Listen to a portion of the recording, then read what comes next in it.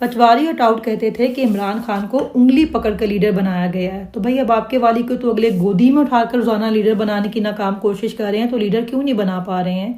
ذاتی کمٹمنٹ اور بغض کی وجہ سے پاکستان کا سب سے بڑا صوبہ ایک ایسی عورت کے حوالے کر دیا گیا ہے جو ابھی تک ذہنی طور پہ نابالغ ہے اور 16 سال کی عمر سے باہر نہیں نکل پا رہی ہے، جو میک اپ کر کے برانڈڈ کپڑے، جوتے اور بیگ پکڑ کے ٹک ٹاک بنانے کو، سٹنٹ کرنے کو ترقی سمجھتی ہے۔ اس خاتون کو بتاؤ کہ جن کے سامنے آپ لاکھوں کا سنگھار کر کے جاتی ہیں، یہ وہ لوگ ہیں جن کے پاس کھانے کی 2 وقت کی روٹی نہیں ہے۔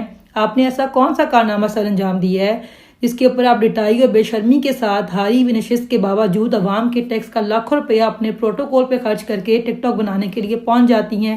کیا آپ کے آنے کے بعد پنجاب کے لوگوں کی زندگی بہتر ہو گئی ہے؟ بے روزگاری کم ہو گئی ہے، مہنگائی کم ہو گئی ہے، لوگوں کو پینے کا صاف پانی میسر آ گیا، لاکھوں بچے جو اسکولوں سے باہر ہیں کیا وہ اسکول جانا شروع ہو گئے ہیں؟ کیا یہاں پہ لوگوں کو علاج کی بہتر سہولیات ملنا شروع ہو گئی ہیں؟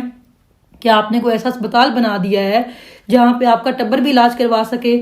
اگر آپ نے ان میں سے کوئی کام نہیں کیا تو آپ کو کوئی حق نہیں پہنچتا کہ بے شرمی کے ساتھ عوام کا پیسہ اپنے ڈرامے بازیوں پہ خرچ کریں۔ اور جنہوں نے آپ کو ہم پر مسلط کیا ہے ان سے ہم کہتے ہیں کہ اللہ کا واسطہ ہے، پاکستان کا اور پنجاب کا پوری دنیا میں مذاق بنانا بند کریں۔